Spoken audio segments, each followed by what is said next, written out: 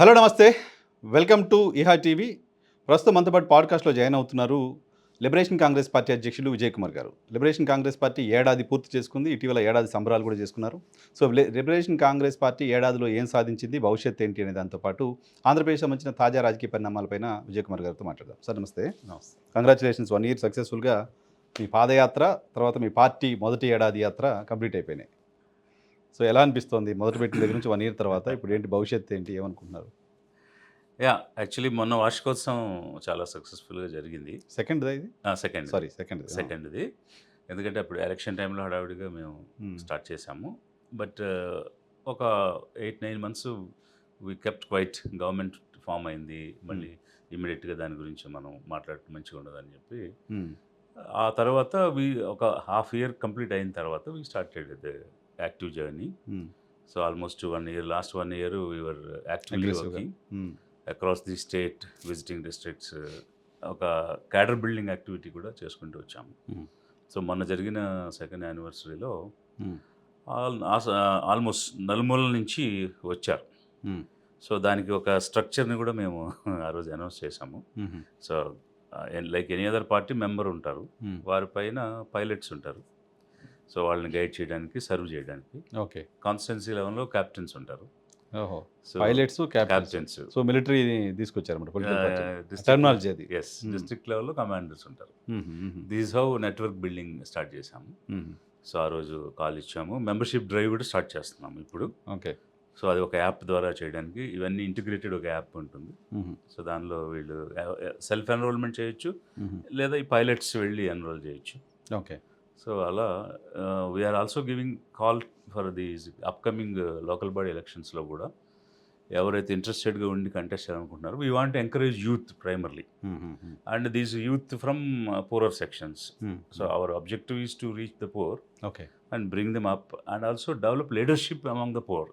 Okay, leadership కూడా అక్కడ నుంచి పేదల్లో నాయకత్వం పెంచాలనేది ఒక ఆలోచన. అందుకనే ప్రైమర్లీ ఫోకసింగ్ ఆన్ యూత్, వాళ్ళ లీడర్షిప్ని పెంచుకుంటూ వాళ్ళకి సెవరల్ రౌండ్స్ ఆఫ్ ట్రైనింగ్స్ ఇచ్చి both on elections as well as party. So కొత్త జోనర్ నుంచి లీడర్స్ని పిక్ చేసి ట్రైన్ చేసి వాళ్ళని మీరు ప్రజల దగ్గర తీసుకురావాలి. ప్లస్ అంటే ఇంతవరకు ఈ అధికారానికి దూరంగా ఉన్నాం వాళ్ళని. లీడర్లు అంటే మనం కాదులే, మన పని కాదులే అని అనుకుని ఎవరి పనులు చేసుకునే బ్యాచ్ని లీడర్షిప్లోకి తీసుకురావాలనేది idea. That is the primary thing. అందుకని we are giving open call to join as well as ఎవరెవరు కంటెస్ట్ చేయాలనుకుంటున్నారో మీ బయోడేటా ఫామ్స్ అవి కూడా ఇవ్వండి అని ఆ యాప్లో అన్నీ పెడుతున్నాం. సో దాని ద్వారా ఎవరెవరికి ఇంట్రెస్ట్ ఉంది, పొలిటికల్గా ఆ నాలెడ్జ్, ఆ ఇంట్రెస్ట్ ఉన్న వాళ్ళందరినీ సెలెక్ట్ చేసి వారికి ట్రైనింగ్ ఇచ్చి చేయాలి. అలాగే ఈ పైలట్స్ కూడా we want to give training, in house trainings. దానికి ఒక separate room, audio visual equipments అన్ని తయారు చేయాలి. గుడ్. సో ఇయరంతా మెంబర్షిప్ స్ట్రక్చరు, నిర్మాణం పైన complete focus on institution building. Okay. జనరల్గా అంటే రీసెంట్ డెవలప్మెంట్ ఒకటి ఏంటి అంటే, ఇక్కడ ఒక పార్టీని ఏర్పాటు చేసిన జేడి లక్ష్మీనారాయణ గారు ఐపీఎస్ ఆఫీసర్గా ఉన్నారు. తెలుగు రాష్ట్రాల్లో బ్యూరోక్రసీలో పనిచేసిన వాళ్ళు జయప్రకాష్ నారాయణ గారు, తర్వాత మీరు, జేడీ గారు, వీళ్ళంతా పార్టీలను ఏర్పాటు చేశారు. పూర్ణచంద్రరావు గారు కూడా పార్టీ పెట్టినట్టున్నారు. సో జయప్రకాష్ నారాయణ గారు చాలా అగ్రెసివ్గా వచ్చిన తర్వాత ఆయన పార్టీని నేను రద్దు చేస్తానంటున్నారు. పార్టీ నుంచి దూరం అయిపోయినట్టున్నారు. జేడీ లక్ష్మీనారాయణ గారు ఆయన ఏదో ఉద్యోగం చేసుకోవడానికి వెళ్ళిపోయినట్టున్నారు. పార్టీని ఆల్మోస్ట్ వదిలేసి, అనౌన్స్మెంట్ రాలేదు కానీ ఆయన ఉద్యోగం చేయలేదు కానీ ఆయన ఉద్యోగం చేసినట్టున్నారు ఇక్కడ. సో మీరు ఇప్పుడు నిర్మాణం చేస్తామంటున్నారు. ఎందుకు మిగతా వాళ్ళంతా ఫెయిల్ అవుతున్నారు? రీజన్ ఏంటి? మీకేమనిపిస్తోంది? మీరు ఎలా ఫ్యూచర్ చూస్తున్నారు? అంటే ఇక్కడ first thing, there is a gap. ఇంతవరకు ఆప్షన్స్ మనకు లేవు రాజకీయంగా, because there are 2 parties. So సక్సెసివ్గా చూస్తే 14లో టీడీపీకి వేశారు, 19 మార్చారు, మళ్ళీ 24లో ఆప్షన్ లేక టీడీపీకి వేశారు. ఇది ఒక సైడ్ అయితే. రెండవది అంటే ఇప్పుడు మనం ఏం చెప్పినా, ఫర్ ఎగ్జాంపుల్ మనం సిన్సియర్గా, కమిటెడ్గా, అంటే ఒక లైఫ్ సాక్రిఫైస్గా పనిచేయాలి, అలా చేస్తే అవుతుంది అని అన్నాం అనుకో, ఇవన్నీ వాళ్ళకి లేవా, వాళ్ళు చేయలేదా అని ఇలాంటి క్వశ్చన్స్ కూడా వస్తాయి. అయితే ఇక్కడ నా పాయింట్ ఏంటంటే, there are section of people, నిరాదరణకు గురైనటువంటి ప్రజలు ఉన్నారు. వాళ్ళని ఆదరించి, వాళ్ళని చేరుకుని, వాళ్ళని పైకి లేపడానికి చేసే ప్రయత్నం అనేది సిన్సియర్గా జరగలేదని నేను భావిస్తున్నాను. ఇంకొకటి ఏంటంటే, అసలు ఈ వర్గాల నుంచి నాయకత్వం రాలేదు. ఇప్పుడు మనం బ్రాస్ ట్రాక్స్ మాట్లాడుకుంటే, అంటే కొన్ని నిజాలు మాట్లాడితే, ఆంధ్రప్రదేశ్లో first caste, so already NT Rama Rao ఒక పార్టీ పెట్టాడు, మాకు చాలు అని కమ్మ కమ్యూనిటీ అనుకుంది. ఇంకో కమ్మతను పార్టీ పెడితే ఆదరించే పరిస్థితి అయితే లేదు. అంటే గ్రౌండ్లోకి వచ్చి నేను వాస్తవం రాజకీయ నాయకుడిగా మారిపోయారు కాబట్టి చాలా విషయాలు అర్థమవుతుంటాయి ఇప్పుడు కొత్తగా సో మాట్లాడచ్చు. అందువల్ల in fact they themselves have opposed, ఎందుకు మనకు ఒక పార్టీ ఉంది నీకు ఇంకో పార్టీ ఎందుకని. బట్ అతను వేరే టర్న్ తీసుకున్నాడు, అవినీతి మీద యుద్ధం అన్నారు, ఇట్లేదు కొంతమంది చేశారు, చాలామంది అట్రాక్ట్ అయ్యారు అతనికి ఉన్నటువంటి క్రెడిబిలిటీని బట్టి, దాన్ని బట్టి వచ్చారు. బట్ ఆయన సక్సీడ్ కాలేకపోయాడు. ఫైనల్గా నేను ఆ మాట ఎందుకు నాకు వస్తుందంటే, అంటే ఎక్కడైతే కొంచెం కమ్మ డామినేషన్ ఉండి గెలిచే అవకాశం ఉందో చివరికి అది చూస్ చేసుకుని అక్కడ గెలవడానికి ప్రయత్నం చేశాడు తప్ప కూకట్పల్లిలో ఆయన మాట కుక్కటిపల్లిలో ఆయన మాట్లాడిన థీరీలు కానీ చేసిన పనులు కానీ ఎక్కడా కూడా ఫలించలేదు. ఇంకెక్కడా పోటీ చేసినా గెలవం అని, ఇక్కడైతే మన వాళ్ళు ఉన్నారు, మన జాతి వాళ్ళు ఉన్నారు, మనం గెలిపిస్తారని ఇతర పార్టీల మద్దతు కూడా తీసుకుని ఆయన ఎపిసోడ్ అలా క్లోజ్ అయింది. ఇక అంత పెద్ద ఎఫర్ట్ పెట్టిన వాళ్ళు అయితే ఇంతవరకు ఎవరు లేరు. అయితే నేను ఫీల్ అయ్యేది ఏంటంటే, ఒకటి completely sacrificing the balance life and selflessly working for the community. ఈ పేద జాతి కోసం పనిచేయాలి, మరో ఆలోచన లేదు, నో సెల్ఫిష్ మోటివ్స్. ఎందుకంటే సొంతంగా నా కోసం అయితే నాకు ఆపర్చునిటీస్ ఉన్నాయి. ఎక్స్ సీఎం ఓపెన్గా కానీ, అంతకుముందున్న సీఎం కానీ, ప్రజెంట్ సీఎం కానీ, నేను వస్తాను నాకు అవకాశం ఇమ్మని అడిగినా ఇస్తారు, మనం అడగకుండా కూడా ఇచ్చారు. సో అవి ఈరోజు నేను ఒక ఎంపీగాను ఎమ్మెల్యేగాను ఉండడానికి పెద్ద ఇష్యూ లేదు, అయిపోయి ఉండొచ్చు. అది నాకు నా ఫ్యామిలీకి ప్రయోజనం. బట్ జాతికి పేదలకు ఏం ప్రయోజనం? సో నేను 30 years సర్వీస్లో ఉండి what best I can do I did. But అది సరిపోదు కదా. సో అందుకోసం అది చేయాలని అంటే ఈ జర్నీ తీసుకోవాలనుకున్నాం. అది జనం కోసం, జాతి కోసం, not for the self. Okay, of course అంటే మళ్ళీ వాళ్ళకి అయ్యలేవా అనే కంపారిజన్ కూడా రావచ్చు, ఉండుంటాయి. బట్ నాకు ఒక నిర్దిష్టమైన ప్రణాళిక ఉంది. ఇప్పుడు ఏదో పార్టీ పెట్టేస్తే ఒక హైప్లోనో ఒక ఎమోషన్లోనో గెలిచేస్తే ఆ పార్టీ ఎంతకాలం నిలబడుతుందని చెప్పలేం. బట్ మనం అలా అనుకోవట్లేదు. ఒక వ్యవస్థీకరణ చేయాలి, ఇన్స్టిట్యూషన్ బిల్డింగ్ చేయాలి, క్యాడర్ బిల్డ్ చేయాలి, నెట్వర్కింగ్ చేయాలి. అలా ఒక భవనాన్ని ఎలా నిర్మిస్తామో అలా పార్టీ నిర్మించుకుంటూ రావాలని నేను ఒక ప్రయత్నం చేస్తున్నాను. మనకి లక్కీగా 4.5 years టైం ఉంది. మొన్నటికి నేను స్టార్ట్ చేసేటప్పటికి ఇప్పుడు 3 years అబవ్ ఉంది. ఒక స్టేజ్కి వచ్చాము. అందరిలోనూ ఒక ఆశ ఉంది, చేయగలుగుతామని ఒక నమ్మకం కూడా ఉంది. కమింగ్ 1 yearలో మా డెవలప్మెంట్ ఎలా ఉంటుందో చూస్తే జనాలకు కూడా నమ్మకం వస్తుంది. రేపు రాబోయే స్థానిక సంస్థల ఎన్నికలు, మున్సిపల్ కానీ అలాగే జిల్లా పరిషత్స్ కానీ ఫోకస్డ్గా సెలెక్టివ్గా కొన్ని చేద్దాం అనుకుంటున్నాం. చేసిన దగ్గర గెలిచి చూపిద్దామని అనుకుంటున్నాం. ఒక ఛాలెంజ్గా వెళ్తున్నాం. We have to see. Okay, but మొత్తం లార్జర్గా బ్యూరోక్రసీలో పనిచేశారు, సొసైటీ కోసం పనిచేస్తున్నారు. నాట్ ఓన్లీ వెనకబడిన వర్గాలకు సంబంధించిన వాళ్ళు మాత్రమే కాదు, సొసైటీ అందరి కోసం పాలసీస్ రూపొందిస్తారు, అందరి కోసం పనిచేస్తుంటారు కదా. ఇప్పుడు పార్టీ పెట్టిన తర్వాత ఈ పర్టికులర్ వర్గాలు, ఆ పర్టికులర్ వర్గాల గురించి మాట్లాడుతుంటే మిగతా వాళ్ళందరినీ అట్రాక్ట్ చేసేది ఎలా, వాళ్ళంతా మీ వైపు వచ్చేది ఎలా, వాళ్ళంతా మీకు ఓటు వేసేది ఎలా? ఎగ్జాక్ట్లీ, మా పార్టీ కాదు అన్నట్టు మీరే కొన్ని వర్గాలను దూరం చేసి లేదు. అంటే మనం ఏమంటున్నామంటే ఫోకస్ ఆన్ ది అన్రీచ్డ్. ఇప్పుడు పేదలు అనేవాళ్ళు అన్ని వర్గాలు ఉన్నారు. ఓసీలో ఉన్నారు, బీసీలో ఉన్నారు, ఎస్సీ ఎస్టీ మైనారిటీలో ఉన్నారు. అందరికీ రీచ్ అవ్వాలనేది మా ఉద్దేశం, irrespective of the cost creed sense. So ఇది ఫస్ట్ ఫోకస్, మా ఫస్ట్ ఎజెండా, మా కాన్స్టిట్యూషన్ కూడా అదే. అది ఓసీ ఎస్సీ అనేది కాదు, పేదలు by and large. And next ఏంటంటే, ఇప్పుడు నేషనల్ ఇష్యూస్ ఉన్నాయి, ఇంటర్నేషనల్ ఇష్యూస్ ఉన్నాయి, అలాగే స్టేట్ ఇష్యూస్ ఉన్నాయి. ప్రతి ఇష్యూలోనూ ఒక స్పష్టత ఇస్తూ overall development of the state కావాలి. రాష్ట్రం అభివృద్ధి చెందకపోతే ఒక్క సెక్షన్ అభివృద్ధి చెందే ప్రయోజనం లేదు. So when we bring the manifesto, we will prepare in such a way, and if we get an opportunity, we'll work in such a way that state first, రాష్ట్ర అభివృద్ధి మొదట. ఆ అభివృద్ధిలో ఎవరు మొదట అంటే అత్యంత నిరుపేదలు, అత్యంత నిరాదరణకు గురైనటువంటి వాళ్ళు. అంటే చిన్న ఎగ్జాంపుల్ చెప్పి నేను క్లోజ్ చేస్తాను. కేరళలో what they did, poorest of the poor ఎవరు సెలెక్ట్ చేశారు. So they identified 94,000 families. So they are the ultra poorest of the poor. అంటే మనం ఏ పదం అని ఇవ్వచ్చు, అత్యంత నిరుపేద. తినడానికి వాళ్ళు ఉండటానికి, ఆ స్టేట్ ఆఫ్ లైఫ్ ఉండటానికి వీలు లేదు. వాళ్ళని కంప్లీట్గా మనం ఎలివేట్ చేయాలి, అప్లిఫ్ట్ చేయాలి అని ఒక ఎజెండా తీసుకున్నారు. సో అది తీసుకుని చేసినంత మాత్రం రాష్ట్రాన్ని వదిలేయాలి, రాష్ట్ర అభివృద్ధికి చేయకుండా ఉండాలనేది ఏం లేదు. అన్ని వర్గాలకు, అన్ని ప్రాంతాలకు మనం అభివృద్ధి చేయాలి. రాష్ట్రం అనేది మొదట సూచికగా పెట్టుకుని, బట్ ఇలా కేస్ బై కేస్ చేసుకుంటూ రావాలనేది మా యొక్క ఆలోచన. ఓకే. అలా ఇంతవరకు ఏ పార్టీ చేయలేదు, మ్మ్. మన రాష్ట్రంలో అయితే చేయలేదు. మ్మ్. మేము వినూత్నంగా చేసి చూపిస్తాం. Okay, all the best.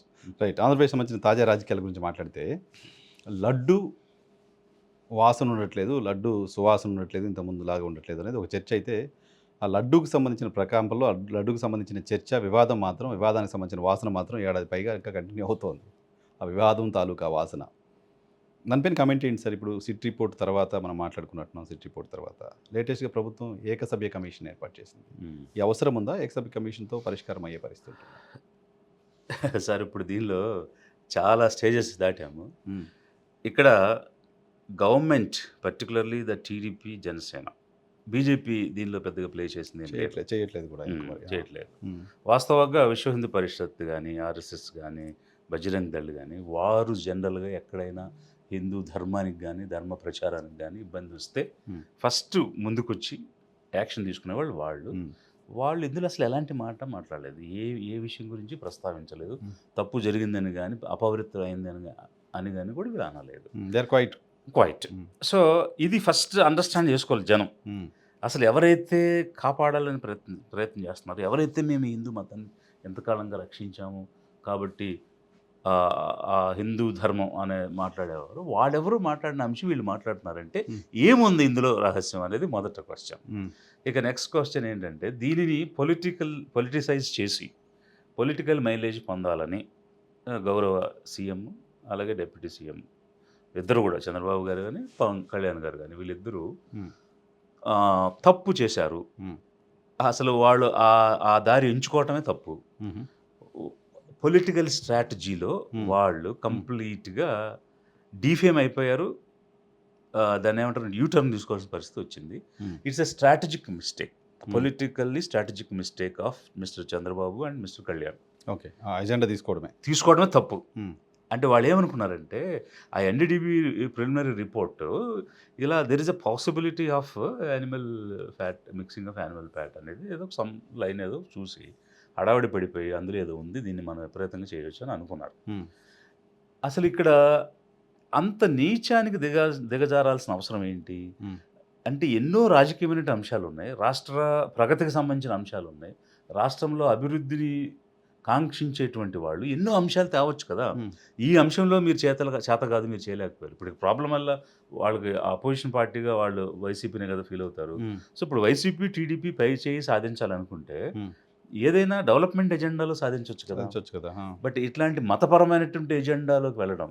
ఇంకొక పాయింట్ ఏంటంటే, జనరల్గా ఇప్పుడున్న సీఎం గారు మతాల గురించి ఎక్కువ మాట్లాడేవాడు కాదు, గతంలో ఎప్పుడు లేదు.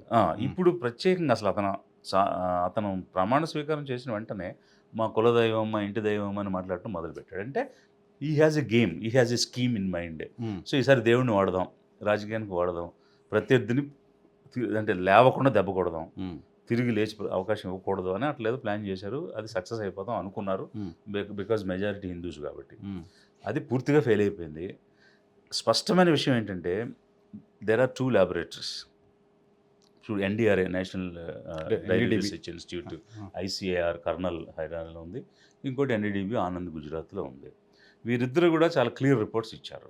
ఆ రిపోర్ట్స్లో అక్కడ ఇచ్చిందేమో లార్డ్ అంటే పిగ్ ఫ్యాట్ అనేది లేదని కర్నల్ వాళ్ళు ఇచ్చిన రిపోర్ట్లో ఇచ్చారు. అంటే అక్కడ పీసీఆర్ టెస్ట్ చేశారు, పొలిమరేజ్ చైన్ రియాక్షన్, మాలిక్యులర్ డిఎన్ఏతో చేశారు. ఆ డిఎన్ఏ ఏం చేస్తుందంటే స్పెసిఫిక్ స్పీషీస్ ఇందులో ఉందా అనేది చెక్ చేస్తుంది. ఓకే, అసలు అక్కడ యానిమల్ డిఎన్ఏనే లేదు. సో యానిమల్ డిఎన్ఏ లేదు కాబట్టి అసలు ఛాన్సే లేదనేది ఐసీఆర్ ఇచ్చింది. ఎన్డీడీబీ ఇచ్చిన దానిలో వాళ్ళు కొలెస్ట్రాల్ టెస్ట్ చేశారు. బోత్ ఆర్ డైరీ దానిలో టాప్ ఇన్స్టిట్యూషన్ మన కంట్రీలో. కొలెస్ట్రాల్ అనేది కనిపించలేదు. యానిమల్స్లో, ప్లాంట్స్లో కొలెస్ట్రాల్ ఉండదు, ఓన్లీ హ్యూమన్ యానిమల్స్లోనే కొలెస్ట్రాల్ ఉంటుంది, ప్లాంట్ స్పీషీస్లో కొలెస్ట్రాల్ ఉండదు. చిత్రమైన విషయం ఏంటంటే, గీ కూడా లేదు అందులో. చాలా మైనర్ క్వాంటిటీస్ గీ ఉంది. ఇప్పుడు palm oil, palm kernel oil, palm stearin ఇవి మాత్రమే దానిలో ఉన్నాయి. సో దీంతో ఏమైపోయిందంటే, అసలు గీ క్వాంటిటీ చాలా తక్కువ ఉండి, గీలో ఉండాల్సిన ఇంగ్రీడియంట్స్ చాలా తక్కువ ఉండి, ఈ పామోలిన్ ఆయిల్ ఎక్కువ యూస్ చేసి దానిలో గీ స్మెల్ రావడానికి, ఆ విజిబిలిటీ రావడానికి they used certain enzymes, contents లాంటి కొన్ని కెమికల్ ఐటమ్స్ వాడారు. ఓకే, వాడి లుక్ అండ్ ఫీల్ తీసుకొచ్చారు. ఇక్కడ ఇంకొక పాయింట్ ఏంటి 2.5 ఐ మీన్ 250 రూపీస్కి అసలు గీ ఎలా దొరుకుతుంది? ఇంపాసిబుల్ కదా. సో అక్కడ కూడా కనిపిస్తుంది. సో సిట్ తేల్చింది కూడా there is fraud, clear corruption and misuse of various levels of chain of activities అనేవన్నీ కూడా క్లియర్గా చెప్పేశాను. సో నేనేమంటానంటే ఇప్పుడు మనం ఒక దేవుడిని నమ్మడం, లేదా దేవుడు ఇలా వచ్చాడు ఇలా చెప్పాడు అనడం అదొక విశ్వాసం. బట్ నిజం ఏంటి అనేది సైన్స్ చెప్తుంది. అంతే కదా. So science has given truth. So if it is truth that is science, if it is not truth that is belief. But మనం ఎప్పుడైనా నిజం తెలుసుకోవాలంటే we have to approach science. అంతే కదా. సో వీళ్ళు సైన్స్ని అప్రోచ్ అయ్యారు, నిజం తెలిసింది. సో నిజం తెలిసిన తర్వాత వీళ్ళకి ఫేస్ లేదు. ఆ నిజంలో రెండు వర్గాలు చెప్పింది తప్పు అనొచ్చింది. తెలుగుదేశం చెప్పింది తప్పే, వైసీపీ చెప్పింది తప్పే. అసలు అక్కడ జరిగింది కరప్షన్, జరిగింది ఫ్రాడ్, ఎకనామిక్ ఫ్రాడ్ జరిగింది, అండ్ నెయ్యి కల్తీ జరిగింది. సో అసలు అలా కల్తీ నెయ్యి తెచ్చినా తీసుకుని వీళ్ళు వండినందుకు దానికి బాధ్యులు ఎవరు, వాళ్ళ మీద చర్యలు తీసుకోవడం అనేటువంటిది ఒక ఆస్పెక్ట్. అది ఎవరైనా తీసుకోవాలి, దాని గురించి అసలు డిస్ప్యూట్ ఏముంటుంది, దాన్ని ఎవరు కామెంట్ చేస్తారు.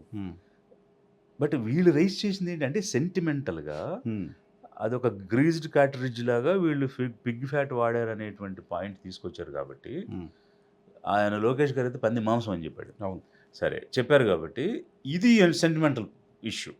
అది కానప్పుడు వెజిటబుల్ ఐటమ్స్లోనే కల్తీ అంటే ఆ కల్తీకి జరిగిన దాని మీద చర్య తీసుకోవాలి.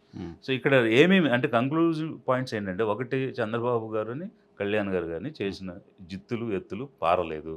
They failed completely in making a political strategy and they were exposed. అంటే వీళ్ళు ఇంత చీప్గా, ఇంత దిగజారిపోయి ఇలాంటి ఒక అంశం గురించి పట్టుకుని జనాల్ని మాయ చేస్తారా? ఇంత వయస్సు, ఇంత జ్ఞానము, ఇంత అనుభవం ఉన్నవాళ్ళు ఇట్లాంటి పిచ్చి పనులు చేస్తారా అని జనం అనుకుంటున్నారు. అక్కడికి అది ఎస్టాబ్లిష్ అయిపోయింది. ఇక మతంతో రాజకీయం చేద్దాము అని వీళ్ళు అనుకుంటున్నారు. అసలు మతంతో రాజకీయం చేయాలనుకుంటే అతనికి సీఎంగా ఓటేసి గెలిపించారు కదండి. ఇప్పుడు అతను 16 కాబట్టి 16 నెలల్లో క్రిస్టియన్ కాబట్టే తిరుమలలో అపవిత్రం చేశాడు, అపచారాలు చేశాడు అనేది ప్రభుత్వం ఆన్ రికార్డ్ అధికారికి నిన్న శాసనమండలిలో అచ్చెన్నాయుడు గారు మాట్లాడుతున్నారు. చైర్మన్ని, స్పీకర్ చైర్ని ఉద్దేశించి, మీరు క్రిస్టియను, మీ నాయకుడు క్రిస్టియను కాబట్టి ఇలా చేస్తుంటారు అనే ఒక ఎలివేషన్ ఇస్తున్నారు ఆయన. ఓకే, ఇప్పుడు దెర్ ఆర్ ఫ్యూ క్లారిటీస్. జనం యాక్సెప్ట్ చేసిన అంశాలు కొన్ని ఉన్నాయి. ఇప్పుడు అతను 16 నెలలు జైల్లో ఉన్నారు, కరప్షన్ ఎలిగేషన్స్ ఉన్నాయి, he is a known Christian, everybody knows. In spite of all that people wanted to give a chance, ఇచ్చేశారు. సో ఛాన్స్ ఇచ్చారు. ఈరోజు మీకు 160 సీట్ల పైనే వచ్చాయి. సో మీకు ఓవర్వెల్మింగ్ ల్యాండ్ స్లైడ్ విక్టరీ వచ్చింది. గెలిచిన తర్వాత ఇంకా బురదేయాలనే ప్రయత్నంలో ఏంటి మీరు సాధించేది?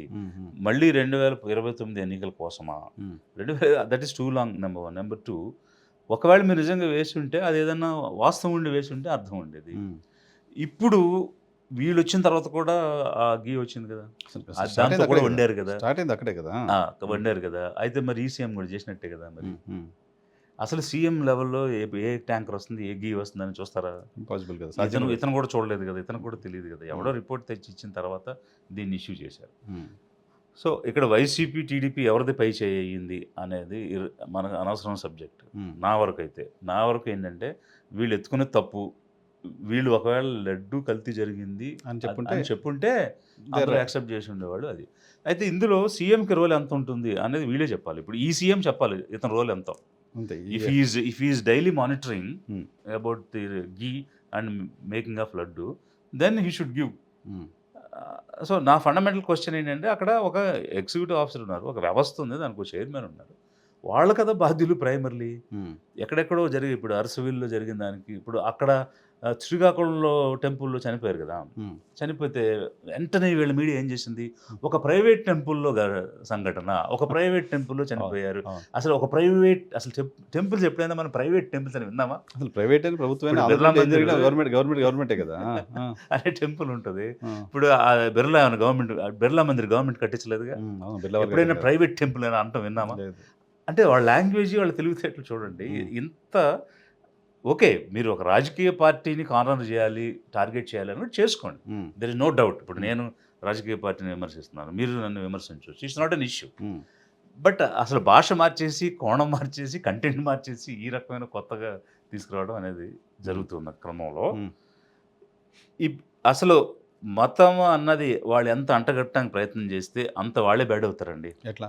ఎట్లా అంటే జనం కూడా చూస్తారు కదా! హ్మ్. ఇప్పుడు అతను 5 సంవత్సరాలు సీఎంగా ఉన్నారు. హ్మ్. Yes, he is a Christian. హ్మ్. ఈ 5 సంవత్సరాల్లో ఎన్ని యాంటీ హిందూ యాక్టివిటీస్ చేశాడు? హ్మ్. లిస్ట్ ఔట్ చేయమనండి. హ్మ్. గుళ్ళన్నీ కొట్టేశారని, అది ఇతనే కొట్టేశాడు కదా! గుళ్ళపైన దాడులు అది చేశారని, ఈయనే చేశాడు కదా! అక్కడక్కడ ఇప్పుడు 100, విజయనగరంలో 120 శ్రీరాముడి తలకాయ తీసేశారని, పిఠాపురంలో గుళ్ళు కొట్టి ఇయన్నీ చెప్తున్నారు కదా! ఆ! మాట్లాడారు. ఆ!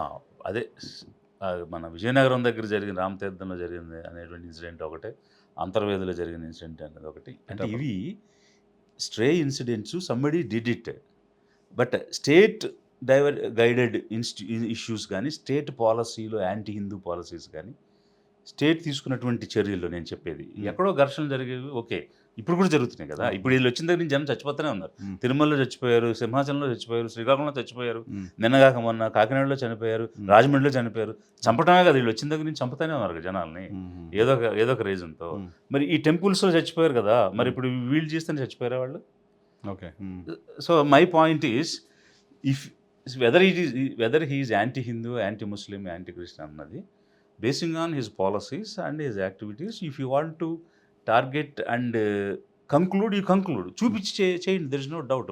ఇప్పుడు సపోజ్ నేనున్నాను, నన్ను యాంటీ ముస్లిం అను, నన్ను యాంటీ క్రిస్టియన్ అను, బట్ అది దానికి ఏదన్నా చూపించాలి కదా మన ఓకే. చర్యల్లో. ప్రభుత్వంగా తీసుకున్న పాలసీ డెసిషన్ ఏంటి? ఆ, హిందువులకు వ్యతిరేకంగా తీసుకున్న డెసిషన్ ఏంటి అని అన్న కనపడాలి. దాన్ని బట్టి కదా ఉంటుంది. హుహు. And no sensible person will do like that. Hmm. Being in politics, we want everyone and we have to be with everybody. So, ఇప్పుడు హిందూగా ఉన్న చంద్రబాబు నాయుడు ముఖ్యమంత్రిగా ఉంటే మొత్తం క్రిస్టియన్స్‌వి, ముస్లిమ్స్‌వి వాటన్నిటికి సంబంధించిన ఆచారాలన్నీ తీసేస్తారా?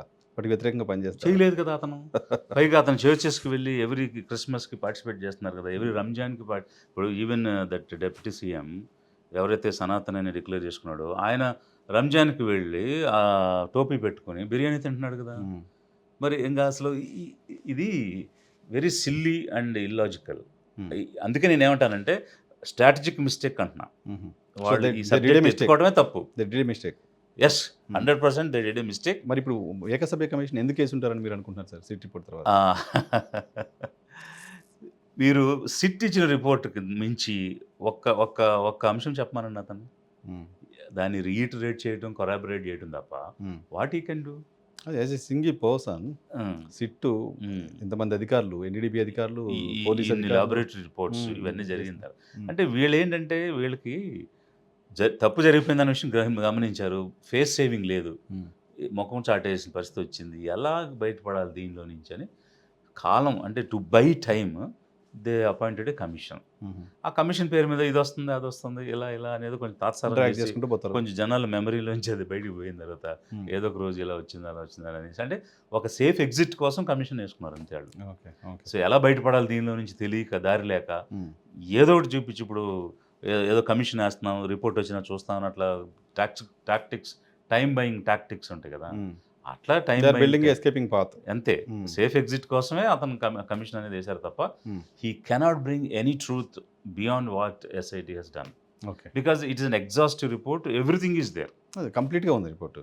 So beyond that they cannot do anything. హుహు. సో ఇప్పుడు అది ఇప్పుడు సుప్రీంకోర్టు కూడా ఏమంది, ఇప్పుడు దానికి ఎగనెస్ట్‌గా కాదు కదా, హ్మ్. లెట్ ఇట్ బి, చేసుకొనివ్వండి అని వదిలేసింది. హ్మ్. లైట్ తీసుకున్నారు అక్కడ. హుహుహుహు. వాళ్ళు వేసుకొని what is that SIT report already మా దగ్గర ఉంది. అంతే కదా! హ్మ్. హ్మ్. సో, బడ్జెట్ ఆంధ్రప్రదేశ్ రాష్ట్ర బడ్జెట్ సెకండ్ బడ్జెట్‌ని మన కాంప్రహెన్సివ్‌గా స్టేట్ గవర్నమెంట్ పెట్టి బడ్జెట్ పైన కమెంట్ ఏంటి? మీరు ఏమనుకుంటున్నారు? బడ్జెట్ ఎలా ఉందనుకుంటున్నారు? సార్ ఇప్పుడు బడ్జెట్‌కి సంబంధించి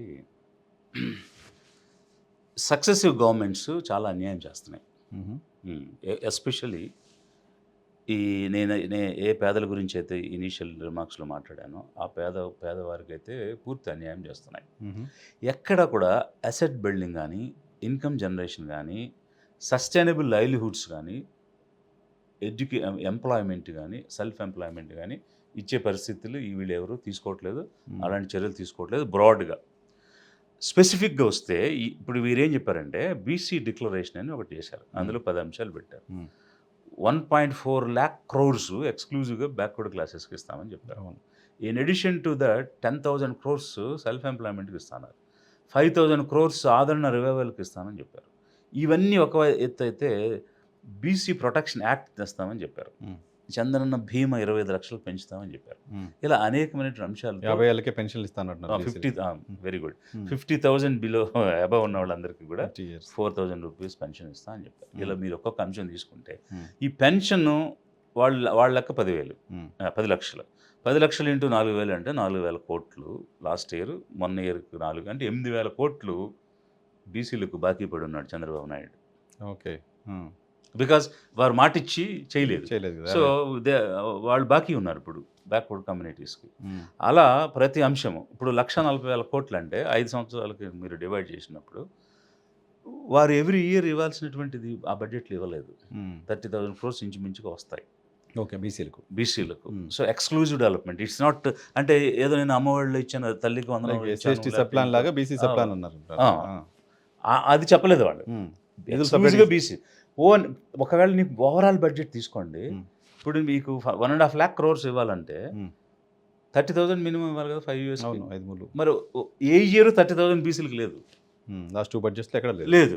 so that it self shows what you said and what you did is completely different. అంటే మీ మాటలకి మీ చర్యలకి పొంతన లేదు. మీరు మాటలతో మోసం చేస్తారు. ఎన్నికల ముందు అనేక అంశాలు చెప్పి జనాల్ని తప్పుదోవ పట్టిస్తారు. అంటే మాటలతో మాయ చేసి మేము చేస్తాం అని వాళ్ళ మీడియాతో బాకా కొట్టించి నిజమేనేమో అనిపించి ఓట్లు వేయించుకొని వస్తారు, వచ్చాక చేయరు. అది మీ ట్రాక్ రికార్డ్. అది continuously you are proving again and again. Okay. So బీసీల విషయానికి వస్తే ఈ విధంగా ఉందా? రక్షణ చట్టం తెస్తామన్నారు కదా, బీసీ రక్షణ చట్టం. దానికి ఏంటండి ఇబ్బంది? 2 years అయిపోయింది. 160 మంది ఎమ్మెల్యేలు ఉంటే 3/4 మెజారిటీ ఉంటే ఒక బిల్లు పాస్ చేయడానికి ఎంతసేపు అండి అసెంబ్లీకి? అవసరం లేదు. అది రూపాయితో సంబంధం లేదుగా. బడ్జెట్ అవసరం లేదు దానికి. ప్రొటెక్షనే కదా. బిల్లు తయారు చేయడానికి అయ్యే పేపర్ ఖర్చు తప్ప ఇంకేం లేదు కదా. కమిట్మెంటే, lack of commitment. Exactly. So 2 years అయిపోయి థర్డ్ ఇయర్కి ఎంటర్ అవుతున్న సమయంలో కూడా వీళ్ళు అట్లీస్ట్ యాక్ట్ తేలేకపోయారు. తెస్తామని చెప్తున్నారు. దాన్ని ఊరించాల్సిన అవసరం ఏంటి? ఫస్ట్ సెషన్లోనే తేవచ్చు కదా sir act. It has nothing to do with budget. అసలు ఎవరికి అబ్జెక్షన్ కూడా లేదు కదా. తెస్తే అబ్జెక్షన్ చెప్పేవాడు కూడా ఎవరు లేడు కదా. నోబడి. అండ్ ఎంటైర్ హౌస్ యునానిమస్గా పాస్ చేస్తుంది కదా. ఇప్పుడు వైసీపీ బీసీలకు ఎగ్నెస్ట్ ఉంటుందా?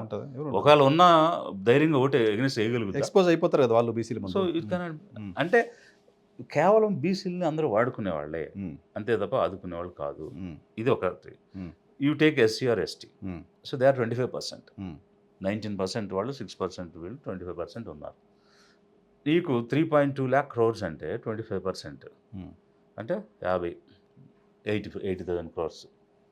80,000 crores ఎక్కడ పెట్టారండి ఎస్సీ ఎస్టీలకి? అంతే కలిపి 20,000 కూడా పెట్టలేదు. పైగా ఇప్పటికే చట్టం ఉంది. చట్టం ఇప్పటికే చట్టం ఉంది. It's not a GO, it's an act. That act says in proportion to their population budgetary allocation shall be made and there should be a development agenda. ఇప్పుడు వాళ్ళు ఇచ్చినవి కూడా 20,000 crores ఇచ్చారు. ఈవెన్ బీసీలు కూడా 27,000-25,000 crores పెట్టారు. ఈ అమౌంట్స్ కూడా దేనికి పోతాయంటే పెన్షన్స్ కూడా చూపిస్తున్నారు. అంటే lion share will go to maintenance. Hostels ఉన్నాయి, దాని స్టాఫ్ ఉంటారు, బీసీ రెసిడెన్షియల్ స్కూల్స్ ఉన్నాయి, ఎస్సీ ఎస్టీ రెసిడెన్షియల్ స్కూల్స్ ఉన్నాయి. వీటికి సంబంధించిన మెయింటెనెన్స్కే 80%, 75-80% వెళ్ళిపోతుంది. So what they are showing and allocating is only maintenance grants. But where is the development agenda? అంటే ఇది లోతైన విషయం, మీరు గమనించాలి. మేము 20,000 ఇచ్చాం, 25,000 ఇచ్చామని చెప్పేది కూడా ఉన్న వ్యవస్థ నడిపించడానికి. నువ్వు కొత్తగా ఏం చేస్తావు? కొత్తగా ఎన్ని ఫ్యామిలీలను ఆదుకుంటున్నావు? ఎన్ని కుటుంబాలను నువ్వు పోవర్టీ నుంచి ఎలివేట్ చేస్తావు? పేదరికం నుంచి విముక్తి కలిగిస్తావు? అది లేదు కదా అసలు. సో అది లేదంటే మీకు చిత్తశుద్ధి లేదు, యు ఆర్ నాట్ కమిటెడ్ అనేది చాలా క్లియర్గా అవుతుంది కదా. ఓకే. సో ఇప్పుడు బడ్జెట్లో ఒక అమరావతి, దానికి సంబంధించినటువంటి లక్షల కోట్ల నిధులు ఇచ్చేస్తే అదేమన్నా సర్వరోగ నివారణ? అమరావతి గడితే రాష్ట్రం డెవలప్ అవుద్దా? అమరావతి గడితే సంపద వచ్చేస్తుందా? బట్ అది కూడా ప్రామిస్గా ఫుల్ఫిల్ చేయాలి వాళ్ళు. Okay, agreed. అది నెక్స్ట్ పాయింట్ అదే అనుకుంటున్నాను. So we need a capital. ఆ క్యాపిటల్ నిర్మాణానికి సంబంధించి నోబడీ హ్యాస్ ఎనీ అబ్జెక్షన్స్. ఖచ్చితంగా రాష్ట్రం అనగా రాజధాని ఉండాలి, రాజధాని నిర్మాణం చేయాలి. బట్ రాజధాని నిర్మిస్తే ఆంధ్రప్రదేశ్ డెవలప్ అయిపోద్ది, ఆంధ్రప్రదేశ్ ప్రజలు డెవలప్ అయిపోతారు అని అంటే ఎట్లా అవుతుందండి? లక్షల ఎకరాలకి సాగునీరు లేదు, వాళ్ళకి ఏ విధంగానూ ఆదాయం వచ్చే మార్గాలు లేవు. అవి చేయకుండా ఇది ఒకటే చేస్తే అయిపోద్దా? సో వీళ్ళ బడ్జెటరీ అలొకేషన్స్ మీరు చూస్తే పీపుల్ ఓరియంటెడ్గా, పీపుల్స్ డెవలప్మెంట్గా బడ్జెట్ అలొకేషన్స్ లేవు. ఓకే. పబ్లిక్ సెంట్రిక్ డెవలప్మెంట్ కాదు. పీపుల్ సెంట్రిక్ డెవలప్మెంట్ కాదు. కాదు. ఆ, కేవలం వాళ్ళు కొన్ని ఏరియాస్ పెట్టుకున్నారు, అంటే యాక్టివిటీస్ ఏరియాస్ అంటే ప్రాంతం కాదు. ఆ యాక్టివిటీస్కి రిలేటెడ్గా అలొకేషన్స్ చేసుకుని దానిలో భయంకరంగా తిరిగి సంపాదించుకునే మార్గాలు ఏంటనేది చూస్తున్నారు. సో అక్కడ అబ్జర్వ్ చేస్తున్నాం కదా మేము. కాంట్రాక్ట్స్ కానీ వర్క్స్ కానీ కొన్ని ఏజెన్సీస్ని పిలిచి కొంతమంది చెప్పుకుంటున్నారు ఏమనంటే, మీరు దీనికి టెండర్ వేయండి, 12% మీరు ఓకే అంటే మీ క్రెడెన్షియల్స్ పట్టుకురండి, అవే టెండర్ డాక్యుమెంట్లో పెడతాము, మీ ఎలిజిబిలిటీస్ ఏమున్నాయి అవే పెట్టేస్తాం, మీరు వేసే మేము నోటిఫికేషన్ ఇస్తాం, మీరు అప్లై చేయండి వస్తుంది. సో అప్ఫ్రంట్గా ఇంత ఇచ్చేయండి. ఇవి జరుగుతున్న నెగోషియేషన్స్. సో అంత భయంకరంగా జరుగుతున్నాయి అంటే ఇక నాకు ఆ కంపెనీ పేర్లు, వాళ్ళు నెగోషియేట్ అయిన అది డిపార్ట్మెంట్స్ అవన్నీ కూడా డేటా ఉంది. బట్ అవి మనం బయటకు మాట్లాడితే మంచిగా ఉండదు. ప్లస్ వాళ్ళు చాలా ఇరుకున పడతారు, ఏది అక్కడ ఉన్న స్టాఫ్ ఆఫీసర్స్. ఎక్కువ నామినేటెడ్గా వచ్చిన వాళ్ళు ఎక్కువ చేస్తున్న కార్యక్రమాలు, అంటే ఈ పార్టీ నామినేట్ చేసిన చైర్మన్ వాళ్ళు ఉంటారు కదా, ఆ టైప్ పీపుల్, చైర్పర్సన్స్, ఇట్లాంటి వాళ్ళు ఇవన్నీ ఎక్కువ చేస్తాను.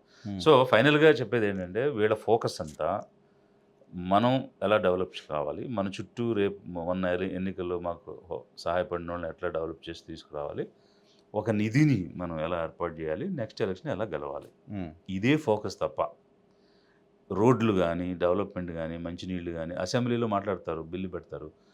ఇప్పుడు ఫర్ ఎగ్జాంపుల్ వీళ్ళు సే సమ్ 100 lakhs, 1,00,000 కోట్లు ట్యాక్సెస్ ద్వారా వస్తుందని ప్రపోజల్లో చూపించారు.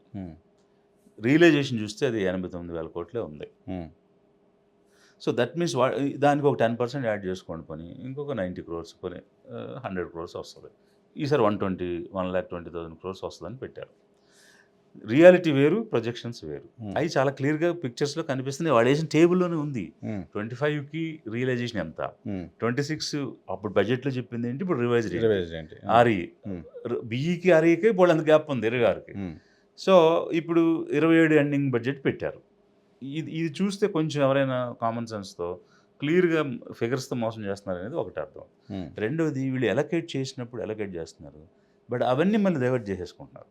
ఇప్పుడు మీరు సోషల్ వెల్ఫేర్ కానీ, ట్రైబల్ వెల్ఫేర్ కానీ, బ్యాక్వర్డ్ క్లాస్ వెల్ఫేర్ కానీ ఎలొకేషన్స్లో చూపించినవి రియలైజ్ అయినాయా లేదని చూడండి. లాస్ట్ కూడా బడ్జెట్లో అవ్వలేదు. ఏది కూడా వాడు ఎలొకేట్ చేసిన విధంగా చేయడం లేదు. సో బడ్జెట్లో పెట్టామని కాదు, ఎంత ఖర్చు పెట్టారనేది చూడాలి. సో అది అంటే అప్పటికి మనం అది మర్చిపోతాం కదా, లాస్ట్ ఇయర్ పెట్టింది ఇప్పుడు వచ్చిందే చూసుకుని ఫోకస్ దీని మీదే ఉంటుంది. అది సక్సెసివ్గా ప్రతి చోట జరిగేది. ఇది ఒక్క తెలుగుదేశం గవర్నమెంట్ అనే కాదు, ఇట్ సో హ్యాపెన్స్ ఎవ్రీవేర్.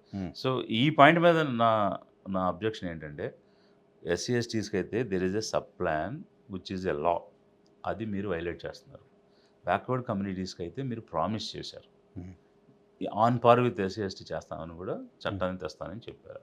అది తేలేదు, ఇది తేలేదు.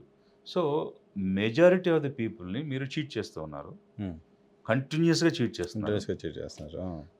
So people have to realise, ఇక్కడ ఏంటంటే ఆప్షన్ లేక రేపు ఇంకా వీళ్ళు చేయట్లేదు కంటే మళ్ళీ వైసీపీకి వెళ్ళా అనే వాళ్ళు చేసింది అదే కదా గతంలో అనేది మర్చిపోయి ఇంకా కొంచెం ఇప్పుడు వీళ్ళు బ్యాటుకున్నారు కాబట్టి వీళ్ళకి ఇద్దాం, రేపు వీళ్ళు బ్యాడ్ అయితే వాళ్ళకి ఇద్దాం అనే పరిస్థితి కొనసాగుతుంది. కాబట్టి వీళ్ళు కూడా ధైర్యంగా తప్పులు చేసుకుంటూ పోతున్నారు.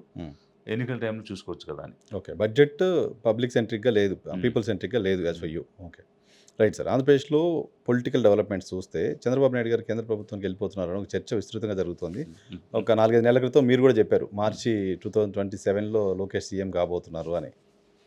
సో బీహార్లో ముఖ్యమంత్రిగా ఉన్న నితీష్ కుమార్ని తప్పించి కేంద్రానికి పంపించడం తర్వాత ఏపీలో ఆ చర్చ ఇంకా పెరుగుతుంది, నెక్స్ట్ చంద్రబాబే అని.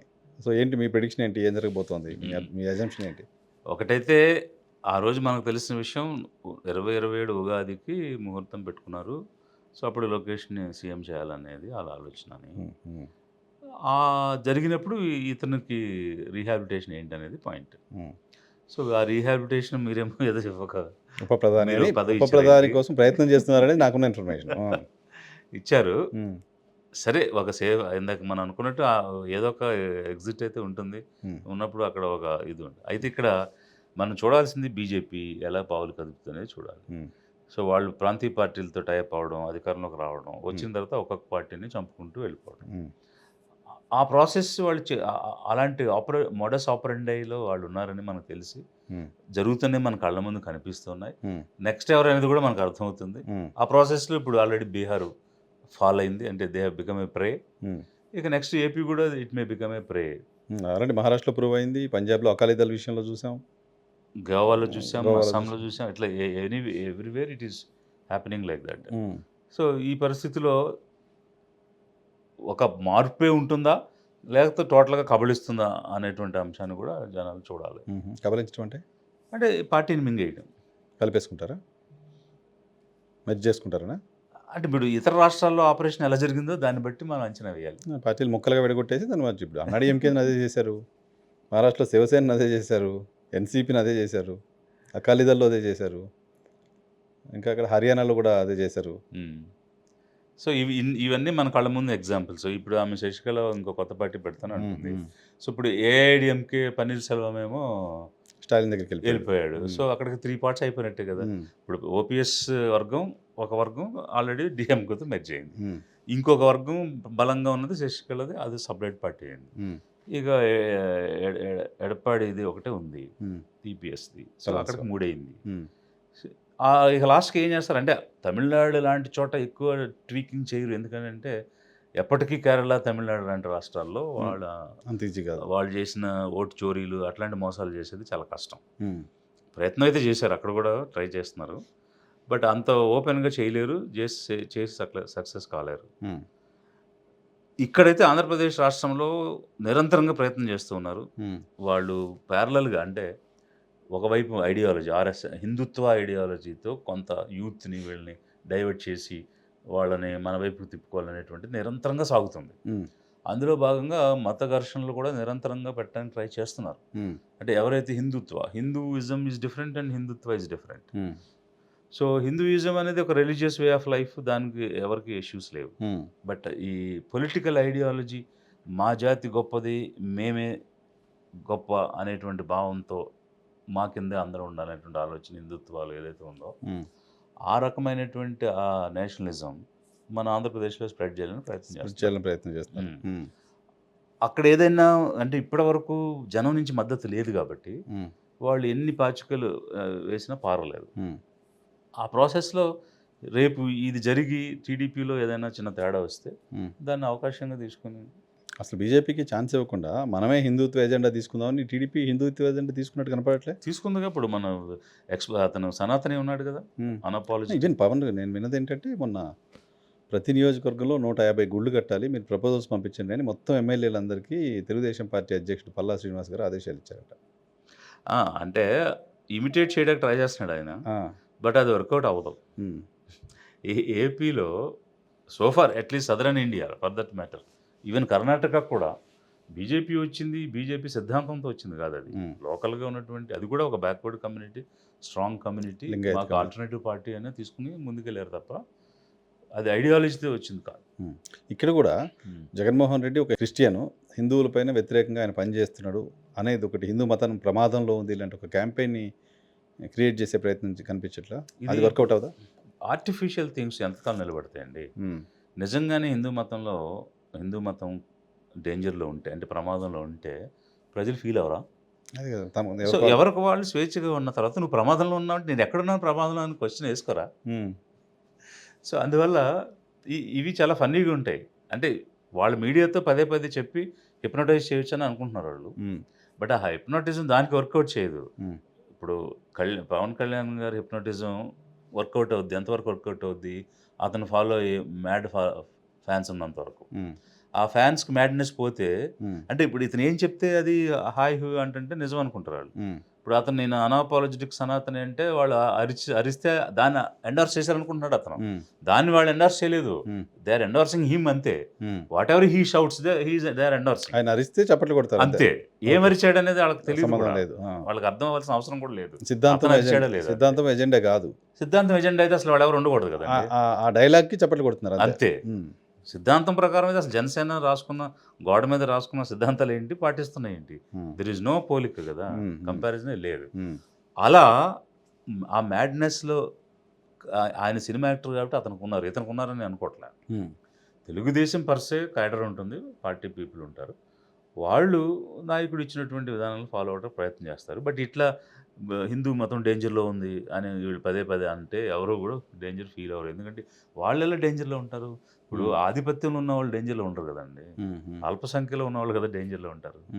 సో, మైనారిటీస్‌కి ఎప్పుడైనా ప్రొటెక్షన్ కావాలి. రక్షణ అనేది ఎందువల్ల అనంటే వాళ్ళు మైనారిటీ కాబట్టి. మెజారిటీకి ఎందుకు? కానీ ఈ దేశంలో అదేగా చాలా కాలంగా నడుస్తుంది. 80/20 అనే మాట ఓపెన్‌గా భారతీయ జనతా పార్టీ జాతీయ నాయకులు మాట్లాడుతున్నారు. హిందువులకు మనకి మిగతా కమ్యూనిటీస్‌తో ప్రమాదం ఉంది ఇలాంటి ఒక స్కేర్ క్రియేట్ చేస్తున్నారు. దాంతో ఓటింగ్ తీసుకుంటుంది ఇలాంటి ఒక ఇంప్రెషన్ ఉంది కదా! అది మొత్తం దేశం అంతా వర్కౌట్ అవుతుంది ఇలాంటి చర్చ ఉంది ఇప్పుడు. ఎందుకు ఆంధ్రప్రదేశ్‌లో అవ్వదు? అది ఈ 2014 ఎన్నికల సమయం నుంచే ఈ మెజారిటీ కన్సాలిడేషన్ అనేటువంటి పాయింట్ వచ్చింది. ఈ మెజారిటీ కన్సాలిడేషన్ అనే థియరీ వీళ్ళు తెచ్చారు. ఆర్ఎస్ఎస్ తెచ్చింది. ఆర్ఎస్ఎస్ ఏ విధంగా తెచ్చింది? హిందుత్వాన్ని చూపించి హిందువులందరినీ ఏకం చేయాలనేది ఒక భావన.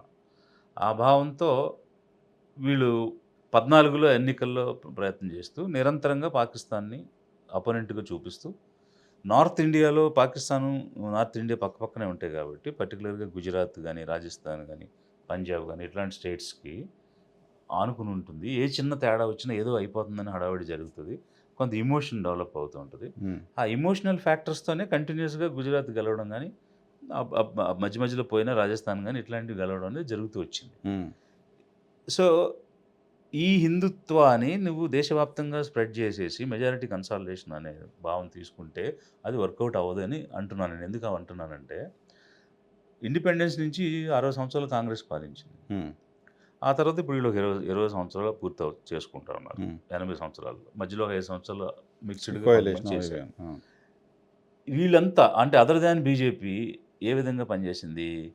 మైనారిటీస్‌కి మనం రక్షణగా ఉండాలి. Because we are big brothers. So, I being a big brother I have to protect smaller people అనే భావన కాంగ్రెస్ చూపించింది ఎప్పుడు.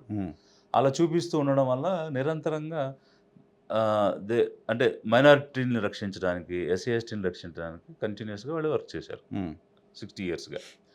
అంటే ఇనీషియల్ ఇయర్స్ లేదు. బట్ ఇందిరాగాంధీ వచ్చిన తర్వాత there is a paradigm shift in Congress party. అప్పుడు మరి ఒక ఓట్ బ్యాంక్ అనేది వాళ్ళకి డెవలప్ అయింది. దీన్ని ఎలా బ్రేక్ చేయాలి అని ఆర్ఎస్ఎస్ థింక్ చేసింది. సో, థింక్ చేసి ఇక మనం మైనారిటీలన్నా, ఎస్సీ, ఎస్టీలన్నా ఈ ఈ ఈ పాయింట్స్ అన్నీ పోయినాయి. ఈ బాధ్యతలు పారవు. Then what is left out? ఈ మిగిలిపోయింది ఏంటి అని ఆలోచించిన క్రమంలో అక్రాస్ ది వరల్డ్ కూడా అంటే మీరు ఇది ఒక ఎవల్యూషన్‌లో కొంచెం ఒక ట్రెండ్ నడుస్తూ ఉంటుంది ఎప్పుడు. ప్రపంచం అంతా అట్లే ఉన్నట్టుంది. ఇప్పుడు ట్రంప్ చేస్తుంది కదా! అమెరికన్స్ ఫస్ట్ అంటున్నాడు ఆయన. అదే. ఒక జనరల్‌గా ఏంటంటే ఒక ట్రెండ్ అలా నడుస్తూ ఉంటుంది. సపోజ్ మార్క్సిజం వచ్చింది, సోషలిజం వచ్చింది. అదొక హైప్. అదొక ట్రెండ్ నడిచింది కొంతకాలం. అలా అంటే ఈ అక్రాస్ ది గ్లోబ్ ఈ పవనాలన్నీ ప్రయాణం చేస్తూ ఉంటాయి. అదే సమయంలో వీళ్ళు కూడా రైటిస్ట్ సిద్ధాంతాన్ని తీసుకొని పూర్తిగా కన్జర్వేటిజం తోటి మనం దాన్ని కౌంటర్‌గా ఎందుకు చేయకూడదు? ఇంతవరకు నడిచింది మైనారిటీల రక్షణ అనేటువంటి కాన్సెప్ట్. అంటే మైనారిటీ అంటే ముస్లిం మైనారిటీ అని కాదు. అందరూ కదా! తక్కువ జనాభా ఉన్నది సపోజ్ అంటే వల్నరబుల్‌గా ఉన్నవాళ్ళు, అభద్రతలో ఉన్నవాళ్ళు. అభద్రతలో ఉన్న వాళ్ళ కోసం మేము ఉంటాము అని కాంగ్రెస్ చెప్పుకొని వచ్చి ఎస్సీలని, ఎస్టీలని, మైనారిటీలని ఇలా కొంతమందిని ఓట్ బ్యాంక్‌గా చేసిన క్రమంలో మనం దాన్ని కౌంటర్‌గా ఆలోచించకూడదా అని వీళ్ళు ఏం చేశారంటే అసలు హిందువులంతా బంధువులం మనం ఏకం కావాలి కదా! మెజారిటీ మనం ఉన్నప్పుడు అవతల వాళ్ళు ఎంతమంది అయినా మనల్ని ఏం చేయలేరు. Because we are in majority. Once we get consolidated then nothing to beat. We can ఎప్పటికీ మనల్ని ఓడించే పరిస్థితి కూడా ఉండదు. సో, వాళ్ళంతా చిన్న నెంబర్ ఉంటే ఏంటి పోతే ఏంటి ఏం వద్దు దానివల్ల అది గ్లోబ్ అంతా ఉన్నది. ఆంధ్రప్రదేశ్‌లో ఉండదా? రాదని ఎందుకు చెప్పగలము? గ్లోబ్‌లో ఉన్నది ఏంటంటే అంటే రైటిస్ట్ స్వింగ్ అనేది కనిపించింది. ఇక్కడ కూడా సేమ్ స్వింగ్ కదా! అదే ఎగ్జాక్ట్లీ. బట్ ఆ స్వింగ్ కంటిన్యూస్‌గా ఉండదు కదా! సో, ఒకసారి అట్లా వెళ్తే మళ్ళీ వెంటనే they will realise and they will come back. So, అది అలా కంటిన్యూ అయిపోదు కదా! ఇప్పుడు ట్రంప్ ఫస్ట్ వచ్చినప్పుడు కూడా అదే సిద్ధాంతం వచ్చాడు. గెలవలేకపోయాడు. సరే అది అమెరికా లాంటి దేశంలో. బట్ మిగిలిన దేశాల్లో కూడా అలాంటివి జరిగినాయి. ఒక యూఎస్ఏ కాదు. బ్రిటన్‌లో కూడా రైటిస్ట్ పార్టీలు గెలిచాయి. బట్ నిరంతరంగా గెలవలేరు. బట్ ఇక్కడ Indian conditions are little different కదా! Because we are diversified population. ఇప్పుడు ఒక యూనిఫామ్ సివిల్ కోడ్ మనం పెట్టాలనుకుంటే even with in the religion you cannot have uniformity. Why? Because see Nagaland, Manipur they have different pattern of life. Even 7 సిస్టర్స్లో కూడా మేఘాలయ, అస్సాము ఒక రకంగా ఉంటారు, మణిపూర్, మిజోరాం, త్రిపుర ఇంకో రకంగా ఉంటారు, అరుణాచల్ ఇంకో రకంగా ఉంటారు. మళ్ళీ వాళ్ళ కస్టమ్స్ డిఫరెంట్గా ఉన్నాయి, వాళ్ళకి ఆ శాంక్టిటీ ఉంది, and they have their own laws. Correct. అంత డైవర్సిటీ ఉన్నటువంటి ఈ దేశంలో వీళ్ళు చాలా లోతుగా ఆలోచించి దిస్ ఈజ్ వన్, ఈ పాచిక బాగా పనిచేస్తుందని ప్రయత్నం చేశారు. అది పారింది, కానీ నిరంతరంగా అవ్వడం లేదు. పాకిస్తాన్ చూపించారు, పుల్వామా అన్నారు, బాలకోట్ అన్నారు, గెలవగలిగారు. మరి ఇప్పుడు గెలవలేకపోయారు కదా. మందిరం కట్టినా కూడా గెలవలేకపోయారు, రామ మందిరం కట్టి కూడా గెలవలేకపోయారు కదా. సో ఇట్ క్లియర్లీ షోస్ ఒక పీరియడ్కి పనికి వస్తుంది అది, but it cannot be continued. Okay. అందువల్ల ఆంధ్రప్రదేశ్లో 1% ఓటింగే రాలేదు కదా ఎప్పుడు బీజేపీకి. సో ఆ సిచ్యువేషన్లో ఆ సిద్ధాంతంతో వాళ్ళు చేయలేరు సొంతంగా అనేది క్లియర్. ఓకే. ఎవరో ఒకరిని పట్టుకోవాలి, లేకపోతే ఎవరో ఒకరిని మింగాలి, ట్రాన్స్ఫార్మ్ కావాలి. ఓకే. ఇక అప్పుడు దాన్ని బీజేపీ పర్సేగా చూడరు. కర్ణాటకలో ఎట్లయితే కాంగ్రెస్కి ఆల్టర్నేటివ్గా చూసారో అట్లా ఆల్టర్నేటివ్గా రావాలి తప్ప హిందుత్వ అనే సిద్ధాంతం మీద అయితే BJP can never come in southern states అనేది ప్రూవ్ అయిపోయింది. ఓకే. ఇప్పుడు కొత్తగా మనం రీఇన్వెంట్ చేయాల్సింది ఏం లేదు. ఓకే. పవన్ కళ్యాణ్ గారి ఫ్యాక్టరీ, ఇంతకుముందు మనం అధికార మార్పిడి గురించి మాట్లాడుకుంటే పవన్ కళ్యాణ్ గారి ఫ్యాక్టరీ ఏంటి?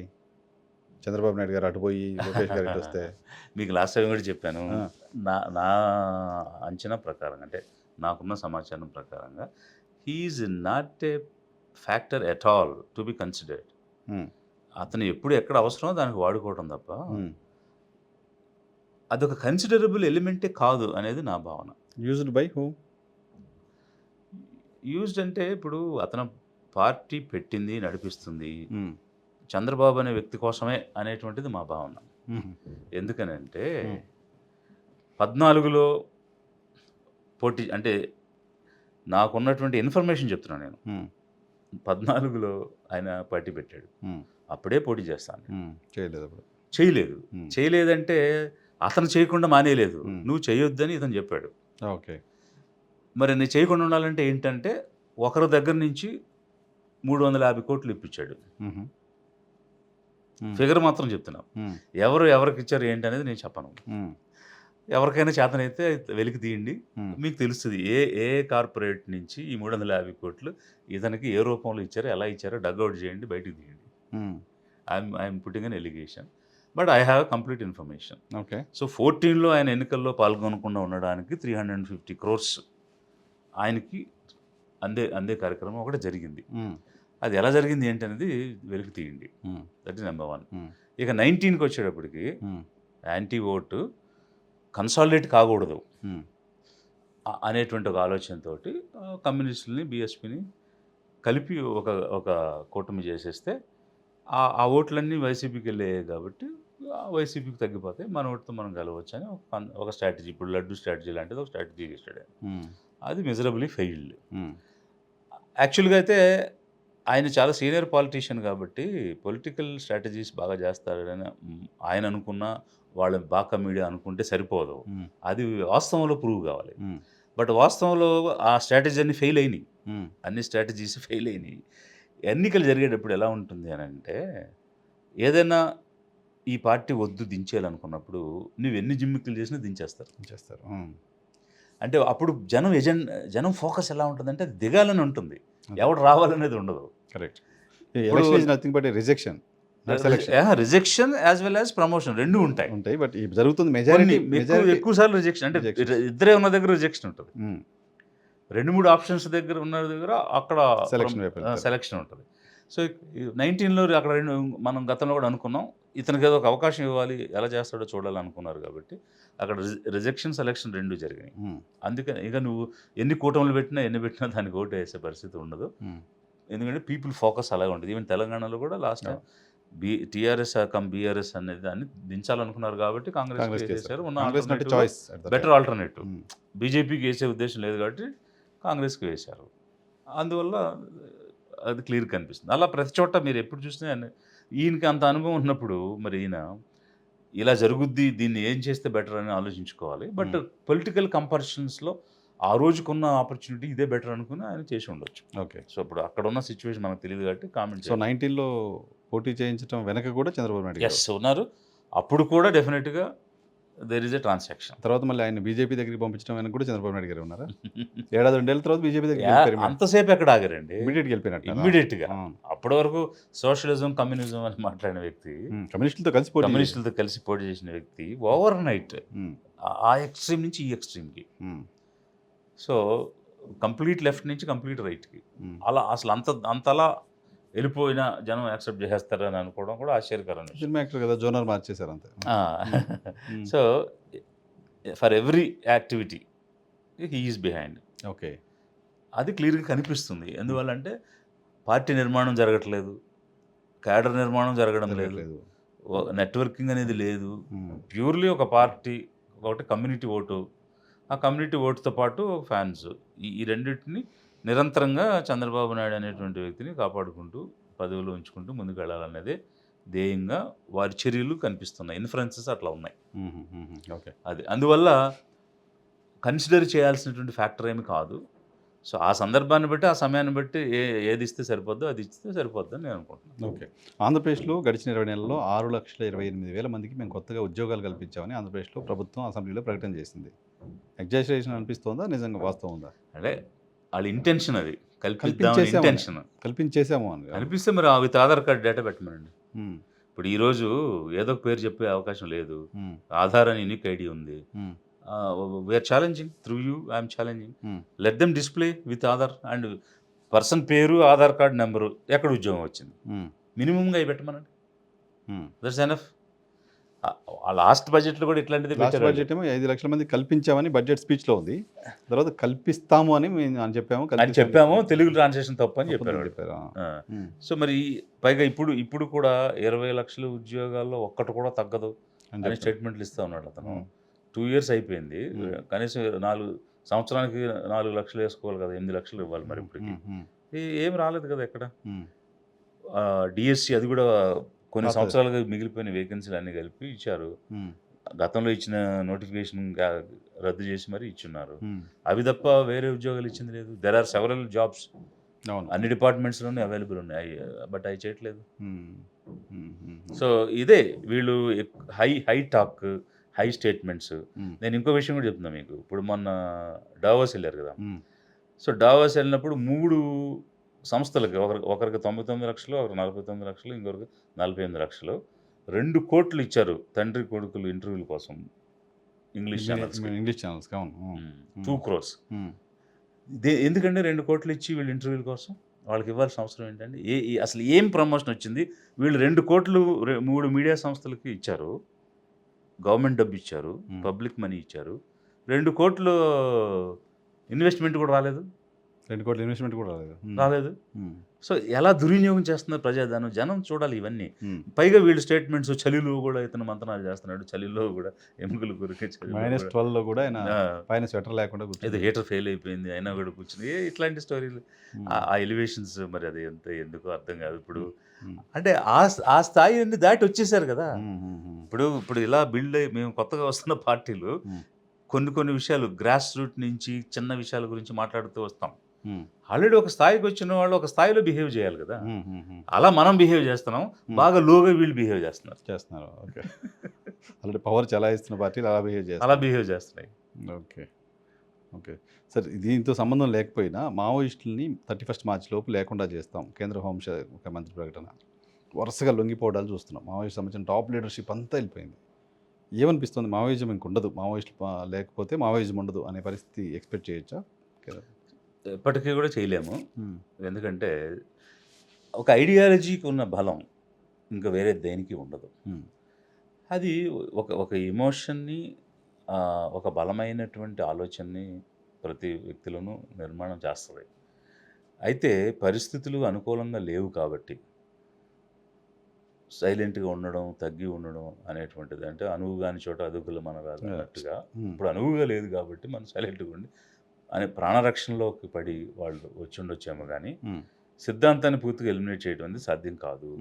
ఈ ఆపరేషన్ కగర్ కానీ దీని వెనుకున్న స్టేట్మెంట్స్ కానీ ప్యూర్లీ కార్పొరేట్స్కి అక్కడ ఉన్నటువంటి ఖనిజ సంపదను దోచిపెట్టడానికి జరుగుతున్నటువంటి ఆపరేషన్ ఇది. ఉమ్, చాలా క్లియర్గా ఉమ్. ఆల్రెడీ మహారాష్ట్రలో ఒక నోటిఫికేషన్ ఇచ్చి కొన్ని అదాని గ్రూప్స్కి ఇచ్చున్నారు. ఛత్తీస్గఢ్ అలా- ఆల్రెడీ మైనింగ్ జరుగుతుందని చెప్పి కొంతమంది ట్రైబ్స్ సో అక్కడ వీడియోస్ పెడుతున్నారు. సో ఈ ఎస్పెషలీ ఫారెస్ట్ ఏరియాస్ ప్రొటెక్ట్ చేయాల్సింది పోయి అక్కడ ఉన్నటువంటి చెట్లు కొట్టేసి నరికేసి ఆ ఖనిజాలు ఇవ్వాలనేది, అది కూడా ప్రైవేట్ కార్పొరేట్ సంస్థలకు ఇవ్వాలి అది. ఉమ్, సో ఆ ప్రైవేటైజేషన్కి అంతం అనేది లేదు. ఉమ్, ఈరోజు కేంద్ర ప్రభుత్వం ద్వారా జరుగుతున్నటువంటి అవినీతి భయంకరంగా ఇన్స్టిట్యూషనలైజ్ అయినటువంటి కరప్షన్ జరుగుతుంది. దానిలో భాగంగా అక్కడ ఉన్నటువంటి డిఫరెంట్ కంపెనీస్ దాన్ని అంటారు ఏదైనా వాట్ ఎవర్ ద కంపెనీ, వాళ్ళకి లాభం చేకూర్చే విధంగా చేయడం, అది ఇంటర్న్ క్విడ్ ప్రో కోలో వీళ్ళకి చేరటం అనేది క్లియర్గా జరుగుతుంది. ఉమ్, సో మీరు అన్నట్టు అన్న ప్రశ్నలో ఒకటి సిద్ధాంతం అనేది చావదు, ఉమ్. ఖచ్చితంగా తిరిగి లేస్తుంది, దానికి మళ్ళీ దారి దొరుకుతుంది. ఓకే. ఎందుకంటే ఇక్కడ వాళ్ళు పని చేయాలి అనుకున్నది నేను ఇంతకు మొదట్లో చెప్పినట్టు నిరాధరణకు గురైనటువంటి వాళ్ళ కోసం, వాళ్ళ కోసం.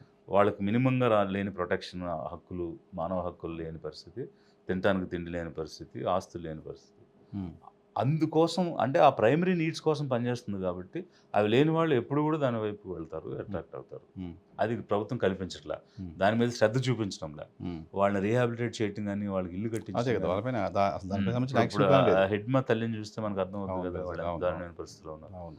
అందువల్ల అది సస్టైన్ అవుతుంది అనేది ఒక పాయింట్.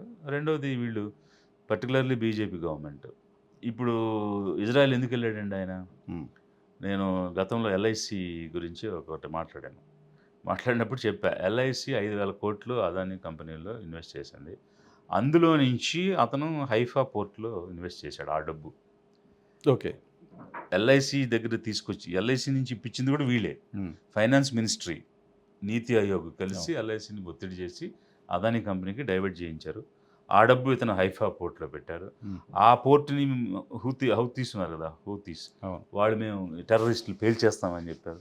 పేల్చేస్తే ఇతను పెట్టిన ఇన్వెస్ట్మెంట్ ఎక్కడ పోద్దాం అని చెప్పేసి జనం డబ్బులు జనాన్ని మాయ చేసి దేశ ప్రయోజనాలు వదిలేసి ఒక అదాని ప్రయోజనాలు లేదా అంబానీ అలాంటి కార్పొరేట్స్ ప్రయోజనాల కోసం ప్రధానమంత్రి దేశ విదేశాలు తిరగడం, ఎందుకు జరగదు? ఇజ్రాయెల్కి ఏదో వెళ్ళడం. ఇజ్రాయెల్ అత్యున్నత పురస్కారం అని కొత్తగా మొన్నే ఒక పురస్కారాన్ని ఏర్పాటు చేసి, ఆ పురస్కారం మొదటి పురస్కారం, ఆ పేరు నాకు గుర్తు రావట్లేదు, మొదటి పురస్కారం మోడీ గారికి ఇవ్వడం కోసం పిలిచారు అక్కడికి. అదే బట్ వెళ్ళింది హైఫా పోర్ట్ కోసం. ఓకే. సో అక్కడ వీళ్ళు పెట్టే ఇన్వెస్ట్మెంట్స్ సేఫ్గా ఉండాలి, ఏదైనా జరిగితే దేశం అంటే కంట్రీ ప్రొటెక్షన్ ఇవ్వాలి అనే దానికోసం ఉమ్, అక్కడే వెళ్ళిన పరిస్థితి ఇప్పుడు మీరు ఇండియన్ ప్రైమ్ మినిస్టర్ విజిట్స్ మీరు చూడండి, ఎక్కడికి వెళ్ళినా కూడా ఉమ్, డెఫినెట్గా ఈ కార్పొరేట్ అదాని టైప్ కంపెనీస్కి ఒక బెనిఫిట్ అనేది ఉంటుంది, లేదా ఒక ఎంఓఏ అనేది ఉంటుంది, ఒక ఇన్వెస్ట్మెంట్ అనేది ఉంటుంది. ఓ, ఏ దేశానికి వెళ్ళినా కూడా చూడండి, ఆ దేశంలో వీళ్ళు ఉన్నాయా లేదా చెక్ చేస్తే మీకు అర్థమవుతుంది. ఉమ్, ఇట్స్ ఎ బిగ్ సబ్జెక్ట్. ఉమ్, అసలు ఇప్పుడు అనిల్ అంబానీ అనే వ్యక్తి ఎందుకు వీటిలో ఇన్వాల్వ్ అవుతున్నాడు, ఎందుకు ఆయన నెగోషియేటర్గా ఉన్నాడు, ఉమ్. ఎందుకు మిడిల్ మ్యాన్గా పనిచేస్తున్నాడు, ఆయన పైన ఈడీ కేసులు, సిబిఐ కేసులు ఎందుకు అవుతాయి మరి? అప్పుడు కేంద్ర ప్రభుత్వం ఆయనకి సపోర్ట్ ఉంటే అనిల్ అంబానీకి, అనిల్ అంబానీ పైన లాస్ట్ 2 monthsలో 3-4 సిబిఐ కేసులు అయినాయి, ఈడీ కేసులు అయినాయి. దే మే ప్రొటెక్ట్ హిమ్ కదా. ఖచ్చితంగా ప్రొటెక్ట్ చేస్తారు. ఉమ్, ఇప్పుడు జెఫ్రీ ఎప్స్టీన్ దానిలో వాళ్ళు క్లియర్గా ఏం చెప్పారు, ఇతను మాట్లాడాడు, సో ఇతను మాట్లాడి మోడీతో టైప్ కావాలనేటువంటి విషయాన్ని చెప్పారు, అది మేము చేస్తామని వాళ్ళు చెప్పారు. అవి అందులో క్లియర్గా ఉన్నాయి కదా. Um, um, so he's representing Modi. Prime minister Modi అని క్లియర్గా ఉంది కదా అందులో. ఉమ్, సో కేసులు గీసులు అని అంటే ఇవన్నీ కూడా ఐవాష్, జనాల్ని డైవర్ట్ చేయడానికి, ఇప్పుడు ఇతను కాదు అని అనిపించుకోవడానికి. ఇప్పుడు పొలిటికల్గా ఏమవుతుంది వాడుకుంటారు, ఒకరు నిజంగా వాళ్ళ మీదకి వస్తుందంటే అవతలకి తోసేస్తారు. ఓకే. సో అది ఏదైనా జరగచ్చు అది. Okay. Okay. Right sir, thank you very much. మాతో సమయం కేటాయించడానికి. ఇది విజయ్ కుమార్ గారితో స్పెషల్ ఇంటర్వ్యూ చూస్తున్నామండి.